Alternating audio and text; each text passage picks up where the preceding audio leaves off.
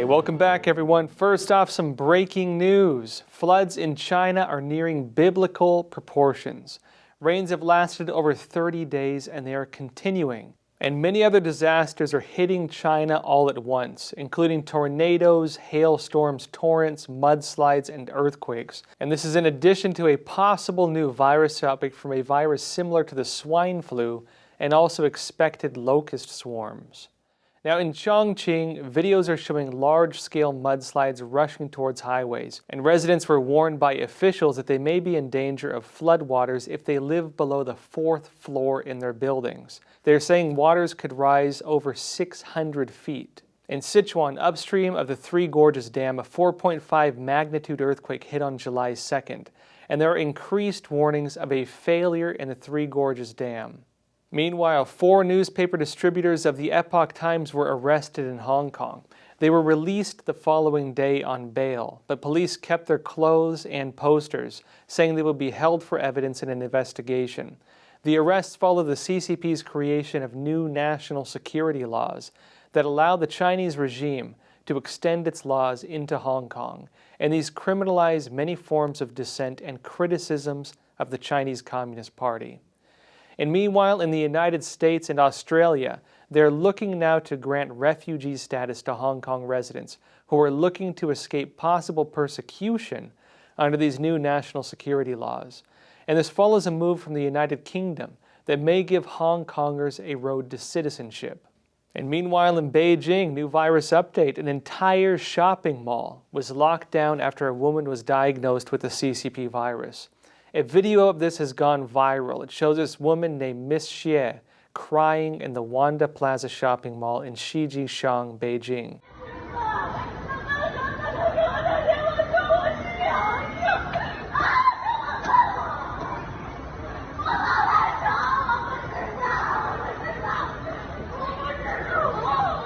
Her test results from the China-Japan Friendship Hospital came in positive while she was shopping, and the mall was cleared of all customers and locked down afterwards.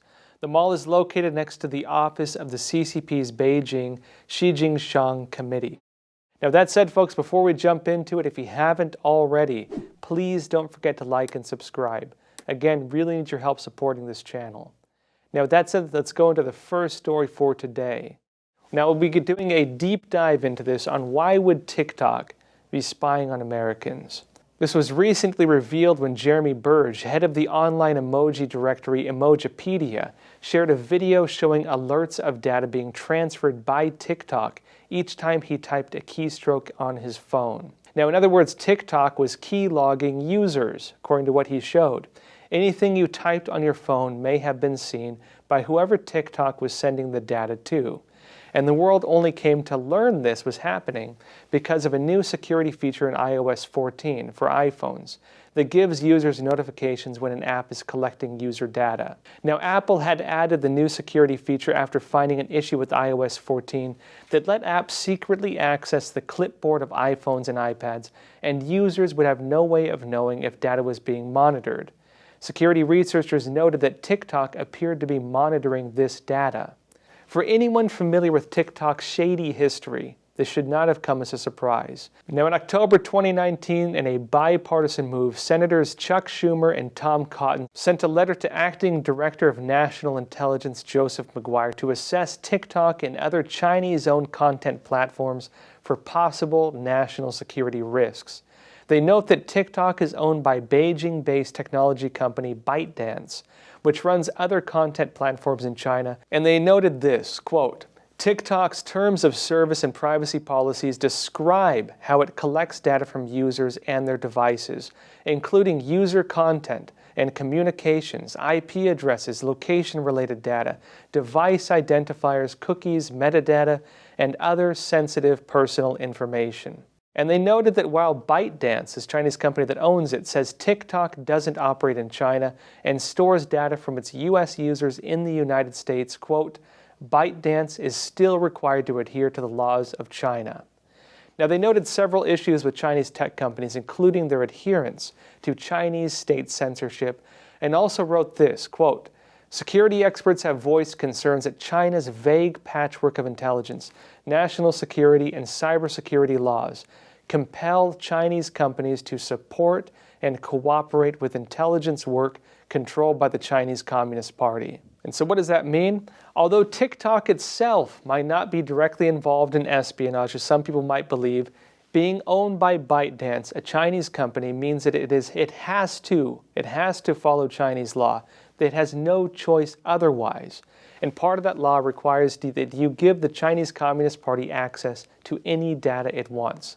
They say under the national security law, all data needs to be secure and controllable by the Chinese Communist Party.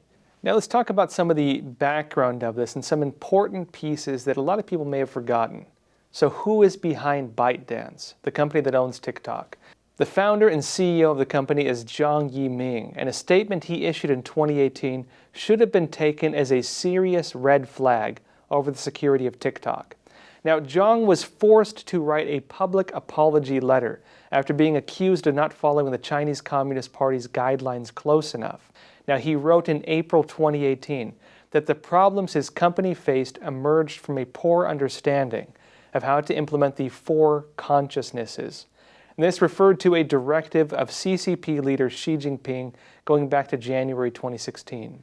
China Media Project described the four consciousnesses as, quote, political consciousness, namely primary consideration of political priorities when addressing issues, consciousness of the overall situation or of the overarching priorities of the party and government, core consciousness, meaning to follow and protect Xi Jinping as the leadership core, and four, integrity consciousness, referring to the need to fall in line with the party. In other words, these four consciousnesses, these policies these companies have to abide by, mean that they have to follow the party's state, the Chinese Communist Party, and they cannot deviate from that at any level.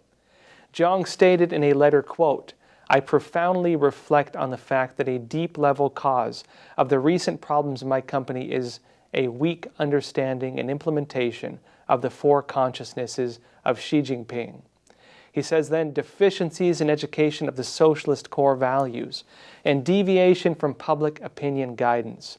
All along we have placed excessive emphasis on the role of technology, and we have not acknowledged that technology must be led by the socialist core value system, broadcasting positive energy, suiting the demands of the era, and respecting common convention. So what does that mean? He apologized for not supporting the Chinese Communist Party's directives close enough. This was in 2018. And as his promise to rectify the problems, Zhang wrote that he would focus on 1. Strengthening the work of party construction, carrying out education among our entire staff of the four consciousnesses, socialist core values, correct guidance of public opinion, and laws and regulations, truly acting on the company's social responsibility. And so in other words, as his promise to remedy what he was being attacked for, he said that he would align his company with the four consciousnesses and to use it to support the, say, directives of the Chinese Communist Party. And in addition to other points, he said that he would focus on, quote, further deepening cooperation with the authoritative official party media, elevating distribution of authoritative media content, ensuring that authoritative official party media voices are broadcast to strength. In other words, he promised to use the platforms he has to broadcast the mouthpieces of the CCP. And it was shortly after this, after Zhang issued this public apology and stated his promise to more closely follow the CCP and its directives, that TikTok began hitting it big in the United States. This happened around October 2018 after they merged with music.ly on August 2nd, 2018. But the broader story here goes a lot further than TikTok. This is a broader trend within the Chinese Communist Party and the different companies operating from there. You might remember the CEO behind popular teleconferencing app Zoom, Eric Yuan, admitted that Zoom was routing US data through servers in China, although he claimed this was done mistakenly. And the issue with Zoom also followed a pattern seen with other Chinese companies. For example, in June 2019, a huge amount of European mobile device traffic was diverted through systems controlled by China Telecom, which is a state-owned company under the Chinese regime's China Telecommunications Corp. And this followed a similar incident in April 2010, when an estimated 15% of the world's internet traffic was again routed through China Telecom networks. In other words, it's been caught doing this twice now, at least. Now, the action was regarded as a form of cyber attack known as IP hijacking, yet this was done on a massive scale. Again, 15% of global internet traffic routed through their networks. And only recently the Pentagon listed China Telecom along 19 other Chinese companies as being backed by the Chinese military. Among the other Chinese companies on the list are China Mobile, Hikvision, and the increasingly infamous Chinese telecommunications company Huawei. And now this brings up another important point. What does the Chinese Communist Party want personal data on Americans for? Now this comes amid other bizarre cases where the FBI revealed that the cyber criminals behind the 2017 breach of credit company Equifax, which stole personal data from around 145 million Americans, was none other than a group of soldiers in the Chinese military's 54 Research Institute. And even then, the significance of that military branch was vastly overlooked. Who is the 54 Research Institute? They are listed under the Strategic Support Force of the People's Liberation Army. But before the Chinese military was reorganized and they were placed under that branch under Xi Jinping, the military branch was under the General Staff Department, 4th Department. What's the significance of that? That was the electronics intelligence branch of the Chinese military's warfighting department. So what does the personal data of Americans have to do with warfighting? Why would the warfighting branch of the Chinese military be stealing the data, personal data, of millions of Americans? And why would the Chinese regime care about seeing the text messages, video conferences, and internet activities of average Americans? This is where the big picture comes in. The Epoch Times reported going back to February 2016 that the Chinese Communist Party was building a database on Americans. An insider source who was close to the program in China revealed that the CCP was expanding its own systems for high-tech surveillance and monitoring, such as under its social credit system, to include Americans as well. Now, according to this insider, the Chinese Communist Party has built the database needed to make use of the massive trove of stolen data. He said that to create the spy database, the CCP brought a small group of independent software developers from the United States who then worked alongside Chinese security branches to build this system. Now, the source at the time requested to have his name withheld in fear of reprisal from the CCP, but other sources confirmed this man's identity and said that he would have access to the kind of information he gave to the Epoch Times. In the past, he also provided Epoch Times with significant information about confidential matters in China that also proved to be accurate. Now, the new system that he explained was part of a broader shift in the Chinese regime's efforts for espionage and social control. With that database, the CCP is now able to keep tabs on foreigners in very much the same way that it has kept tabs on its own citizens, their connections, and their political opinions. Chinese spy agencies finished building that system, he said, around July 2013. And the timing of this coincided with the March 2014 incident where Chinese hackers tried and failed to breach the Office of Personnel Management. Now, this is something they later did succeed at doing, and that exposed the background checks of an estimated 21.5 million U.S. government workers to Chinese spies. Now, the source said that one of the leading organizations that was involved with building this project was the 61 Research Institute, which is one of the 4 known institutes under the 3rd Department of the General Staff Department. Now, the Epoch Times exposed this in a previous investigation, that the 61 Research Institute, again, is one of the leading organizations behind the CCP's state-run cyber attacks. The organization itself is led by a man named Wang Jianxin. He's the son of Wang Zheng, who helped establish the CCP's signals intelligence operations under Mao Zedong. And now, while the 61 Research Institute's role in the project ties to its global cyber espionage, this source told the Epoch Times that many other Chinese domestic security branches were also involved in building the system.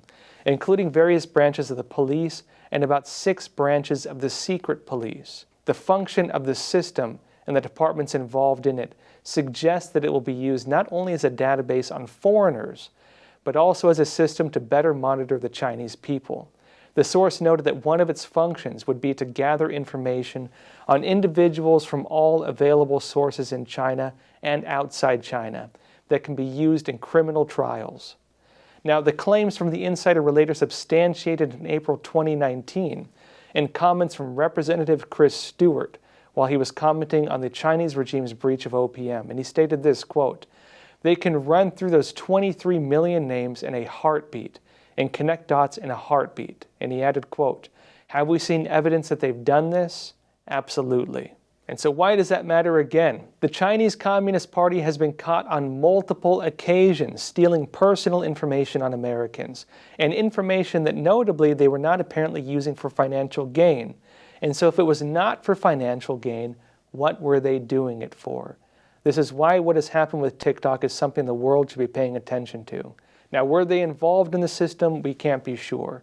But we can say that the Chinese Communist Party has a history of using companies like this. And the head of ByteDance himself admitted in his public letter, again criticizing himself, stating that he would act at the behest of Chinese authorities, apologizing that he had not done enough of that previously, and said that he would do so going forward right ahead of the international, popularity of TikTok. Now again, folks, with that said, we broadcast Monday through Friday, 5 days a week, so please be sure to tune in. With that said, please take care of yourselves, stay healthy, and stay free.